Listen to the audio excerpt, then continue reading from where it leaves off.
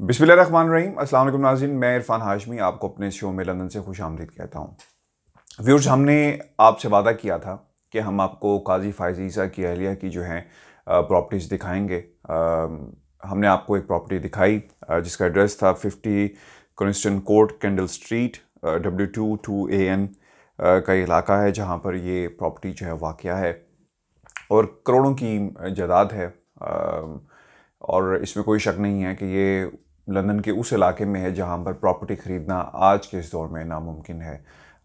हमारा मकसद ये नहीं था कि प्रॉपर्टी जो है किसी को टारगेट करना कि प्रॉपर्टी देख लें आप कितनी आलीशान इलाके में बनाई गई है वगैरह वगैरह। हमारा मकसद ये था कि पाकिस्तान का वो मेन स्ट्रीम मीडिया जो इन प्रॉपर्टीज़ को आज तक नहीं दिखाया, ऐसा क्यों है? इट मीन्स कि कहीं ना कहीं कॉम्प्रोमाइज़ हुआ है, कहीं ना कहीं जो है वो बात जो है वो की गई है और इसे मैनेज किया गया है। तो हमने इस चीज़ को ख़त्म करने के लिए प्रॉपर्टीज़ जो हैं इनकी वीडियोस आप तक पहुंचाई हैं। आज हम आपको मज़ीद 2 प्रॉपर्टीज़ जो हैं उन पर लेकर जाएंगे, जो मैंने बड़ी मुश्किल से और बड़ी मेहनत के साथ ये वीडियो जो है वहाँ पर जाकर बनाई। क्योंकि आप जब बाहर होते हैं लोगों की नज़र आप पर होती है कि आप कैमरा जो है लेकर क्या कर रहे हैं, और लंदन के अंदर ख़ुसूसन अगर आप किसी घर के बाहर जाएं तो लोग सवाल यकीनन जो है वो करते हैं। पहली वीडियो जो थी उसमें 50 constant court candle street London W2 2AN। अब ये दो जो हम आपको प्रॉपर्टीज़ दिखाने जा रहे हैं, एक इसका नंबर है number 40 ऑकडेल road London E11 4DL, और दूसरी प्रॉपर्टी है 19 एडले रोड लंदन E10 5NW। ये प्रॉपर्टीज़ जो हैं एक दूसरे से इतनी ज़्यादा जो है वो दूर नहीं हैं। आप जैसे आप ब्लेटन से बाहर आते हैं स्टेशन से, तो एक प्रॉपर्टी लेफ़्ट साइड पे है अबाउट 10 मिनट्स वॉक, और दूसरी प्रॉपर्टी जो है वो राइट साइड पे है again around 10 to 12 minutes walk. मैं अब आपको उन वीडियोस की तरफ लेकर चलूँगा, प्रॉपर्टीज़ की तरफ लेकर चलूँगा जो हमने बनाई हैं। पहले ये देख लें और इसके बाद जो है हमें पाकिस्तान से इमरान वसीम जो है वो ज्वाइन करेंगे इस केस से मुतल्लिक। जी, और ये लेटन का इलाका है। ये दोनों प्रॉपर्टीज़ जो हैं एक दूसरे से तकरीबन कोई 15 मिनट की वॉक के ऊपर हैं, और ये है ऑकलैंड रोड जहाँ से इस वक्त जो है हम गुज़र रहे हैं, और इसी रोड के ऊपर जो है ये प्रॉपर्टी यानी तीसरी प्रॉपर्टी जो है वो वाक़या है। और मैं चलता जाऊंगा और आप देखेंगे कि मेरे लेफ़्ट साइड पे ये प्रॉपर्टी जो है अभी आएगी। यहाँ पर जो प्रॉपर्टी के रेट्स हैं ये भी मैं आपको, जो डॉक्यूमेंट्स हमारे पास मौजूद हैं उसकी मदद से मैं आपको दिखाऊंगा कि असल में कितने की प्रॉपर्टी यहाँ पर मौजूद है, असल में प्रॉपर्टी की कीमतें यहाँ पर क्या हैं। तो इस हवाले से हम आपके सामने कुछ वो हक़ाइक़ रखेंगे। लेकिन आप देख सकते हैं कि लेफ़्ट पे मेरे इस वक्त जो रो ऑफ हाउसेस है जहाँ पर ये प्रॉपर्टी वाक़या है, नंबर 30 और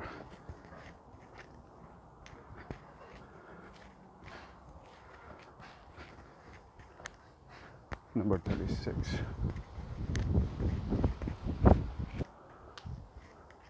और ये नंबर 40।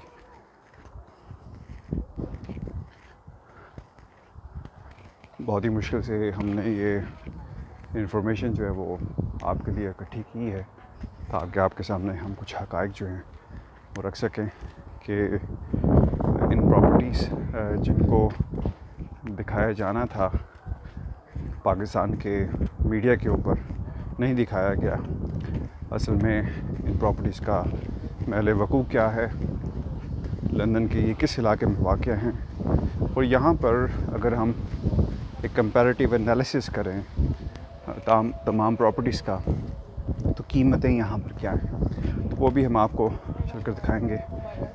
लेकिन ये दोनों प्रॉपर्टीज़ जो हैं उनकी के दरमियान जो डिस्टेंस है वो तकरीबन 15 मिनट्स का हार्डली डिस्टेंस होगा।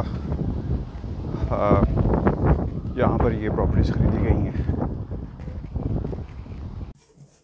व्यूअर्स, आपने पहली प्रॉपर्टी देखी 40 ऑकडेल रोड लंदन E11 4DL। इसकी आपने लोकेशन देखी, कहाँ पर ये वाक़या है। Again is one of the expensive areas of London. और दूसरी property 19 Adelaide road London E10 5NW। इस प्रॉपर्टी को देखें और इसकी लोकेशन को देखें कि किस तरह लाइब्रेरी से बिल्कुल करीबी ये प्रॉपर्टी वाक़या है, और इर्द गिर्द की जो इमारतें हैं उससे आपको अंदाज़ा हो जाएगा कि यहाँ पर किस किस्म की जो है वो जेंट्री रहती है। 90 एडले रोड पर मौजूद हैं और ये दूसरी प्रॉपर्टी है जो काजी फैमिली के नाम पे है। हम उस प्रॉपर्टी की तरफ जो है वो जा रहे हैं और इस वक्त मेरे बिल्कुल राइट पे नंबर 72 है और बिल्कुल इसी लाइन में आगे जाकर नंबर 90 जो है वो प्रॉपर्टी आती है। हम एडले रोड लेटर में आए हैं जो इनकी प्रॉपर्टी नंबर 2 है। आप मेरे बिल्कुल पीछे देख सकते हैं कि ये एडले रोड है और नंबर 90 बिल्कुल इसी रोड पर वाक़या है। और दूसरी विंडो में आप फ़ोटो भी जो है उसकी वीडियो भी आप देख सकते हैं। काफ़ी ये महंगा इलाका है और this is one of the expensive areas as well. यहाँ पर प्रॉपर्टी जो है काफ़ी महंगी है। रेट्स के हवाले से हम आपको कुछ डिटेल्स भी जो है वेबसाइट्स पर दिखाएंगे कि यहाँ पर प्रॉपर्टी की असल वैल्यू जो है वो क्या है। व्यूअर्स, वो लोग जो नहीं जानते इस केस की हिस्ट्री के हवाले थोड़ा सा मैं ब्रीफ करूँगा। जो प्राइसेस हैं, क्योंकि प्राइस के हवाले से जो जिसमें लोगों की ज़्यादा दिलचस्पी है, 7 लाख पाउंड के करीब जो है स्टैंडर्ड चार्टर्ड बैंक में जो है वो जमा करवाए गए। अच्छा, अब इसके अंदर जो पैसे हैं वो भी हम आपको बता देते हैं। जो आप सुप्रीम कोर्ट में दाखिल करवाया गया। She bought the properties between 2003 and 2013 and transfer to a total of 700,000 pound through the Standard Chartered bank. The money was transfer in her own name. The first property, पहली property जो थी वो 2004 में 2,36,000 pound के जो है देकर ख़रीदी गई। दूसरी प्रॉपर्टी 2013 के अंदर ख़रीदी गई जिसकी जो in her and her son's name for 245,000 pounds and the third property in her daughter's name 2,70,000। यानी एक प्रॉपर्टी जो है उनकी और उनके बेटे के नाम है, जबकि तीसरी प्रॉपर्टी जो है उनकी बेटी के नाम है। तो ये डिटेल्स थी जो आपके साथ हमने शेयर करनी थी। अब हम चलेंगे पाकिस्तान, जहाँ से हमें ज्वाइन किया है इमरान वसीम ने। इमरान, बहुत शुक्रिया आपके वक्त का। आपने केस को कवर भी किया। हमारे जो नाज़रीन है सिर्फ हमें अपडेट दे दें इस केस के हवाले से कि अपडेट क्या है। प्रॉपर्टीज़ आपने देख ली, लंदन की टॉप लोकेशंस के अंदर ये प्रॉपर्टीज़ वाक़या हैं और आज इनकी मालियत जो है बहुत ही ज़्यादा है।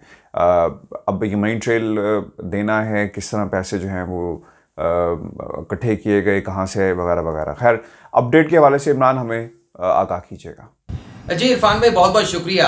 दरअसल आपको मालूम होगा कि सुप्रीम कोर्ट ने 19 जून को जस्टिस काजी फाइज ईसा केस का मुख्तसर फैसला सुनाया था और उस फैसले में ये कहा गया था कि फैसले के 7 रोज़ के अंदर FBI जस्टिस काजी फाइज ईसा की अहलिया को और बच्चों को नोटिस जारी करेगा और लंदन प्रॉपर्टीज़ की खरीदारी के मामले पर जवाब मांगा जाएगा। तो 26 जून को FBI की जानिब से ये नोटिस भिजवाया गया था, लेकिन अहलिया जस्टिस काजी फाइज ईसा के जो वालिद हैं उनका इंतकाल हुआ था, तो उनकी जानिब से ये नोटिस वसूल नहीं किया गया था। 2 जुलाई तक का वक्त दिया गया था उस नोटिस में, जो 26 जून को भेजा गया था। उसके बाद फिर एक और नोटिस FBI ने, जो कंप्यूटराइज सिस्टम है FBI का, उसके ज़रिए अहलिया जस्टिस काजी फाइज ईसा को भेजा और 9 जुलाई आखिरी तारीख थी और 9 जुलाई के रोज़ ही अहलिया जस्टिस काजी फाइज ईसा ने अपना जवाब FBI के ऑफिस टैक्स कमिश्नर इस्लामाबाद के पास जाकर जमा कराया था। उस जवाब में अहलिया जस्टिस काजी फाइज ईसा ने अपनी लंदन प्रॉपर्टीज़ की खरीदारी के हवाले से जो डॉक्यूमेंट्स थे वो भी जमा कराए थे और जो टैक्स रिकॉर्ड था उनका अपना FBI के हवाले से उसकी तफसीलात भी जमा कराई थी और जो उनके स्टैंडर्ड चार्टर्ड का जो बैंक अकाउंट है, जो फॉरेन अकाउंट है, उसकी स्टेटमेंट, उसका रिकॉर्ड भी जमा कराया था। और उसमें उनकी जानिब से ये भी कहा गया था कि ये प्रॉपर्टीज़ 2004 में ख़रीदी गई, 2013 में ख़रीदी गई, लेकिन इन जायदादों को ख़रीदने के लिए उनके पास पैसा साल 2009 में उनके अकाउंट में मौजूद था। और ये अहलिया जस्टिस काजी फाइज ईसा ने यह भी कहा था कि अगर हुकूमत चाहे या FBI चाहे तो स्टेट बैंक से भी इस सिलसिले में रिकॉर्ड हासिल किया जा सकता है, मेरे फॉरेन बैंक अकाउंट का भी। लेकिन उसके बाद हुआ क्या, जो आपका दूसरा सवाल है कि अपडेट्स क्या हैं। अपडेट्स अभी तक जो ज़राए से कंफर्म तो नहीं है, लेकिन जो बातें पता चली हैं कि FBI ने अहलिया जस्टिस काजी फाइज ईसा का ये जवाब एक्सेप्ट करने से इनकार कर दिया है और मज़ीद उनसे डॉक्यूमेंट्स या दस्तावेज़ात मांगी गई हैं। लेकिन इसी इसना में अहलिया जस्टिस काजी फाइज ईसा ने और काजी फाइज साहब ने खुद सुप्रीम कोर्ट के 19 जून के फैसले के खिलाफ सुप्रीम कोर्ट में नजरसानी की दरख्वास्तें दायर कर दी हैं।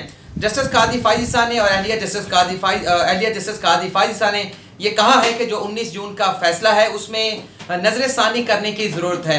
और ये कहा गया है कि सुप्रीम कोर्ट ने एक तो जब सदारती रेफरेंस को कलअदम करार दे दिया, उसके बाद इस बात का बिल्कुल जवाज़ नहीं था कि यह मामला दोबारा से तहकीकात के लिए FBI को भेजा जाता।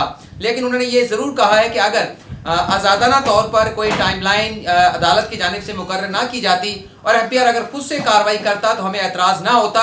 लेकिन जो टाइमलाइन, जो पैरामीटर सुप्रीम कोर्ट ने अपने मुख्तसर फैसले में सेट किए हैं वो सुप्रीम कोर्ट वो इनकम टैक्स के कानून में भी किसी जगह पर नहीं लिखे हुए।